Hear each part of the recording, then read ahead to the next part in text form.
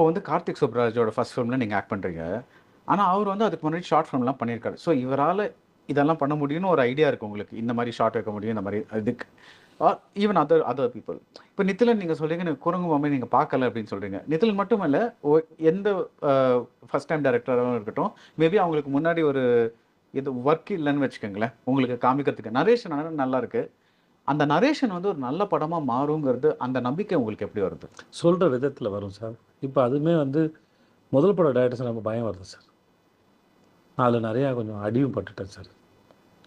அது என்னவா இருக்குன்னா சார், டிஸ்கஷனுக்கு வந்து டிஸ்கஸ் பண்ணும்போது பயமுறுத்தலாக மாறிடுது, இல்லை வந்து நம்மளுடைய தலையீடாக எடுத்துக்கிறாங்க. இப்போ எக்ஸ்பீரியன்ஸ் டேரக்டர் நான் மணி சார்ட்ட வந்து என்னால் ஃப்ரீயாக பேச முடிஞ்சுது, குமாராஜா சார்கிட்ட பேச முடிஞ்சது, மணிகண்டன்ட்ட பேச முடிஞ்சது, ஜனான் சார்கிட்ட பேச முடிஞ்சது, பாலாஜிட்ட பேச, எல்லாருக்கிட்டையும்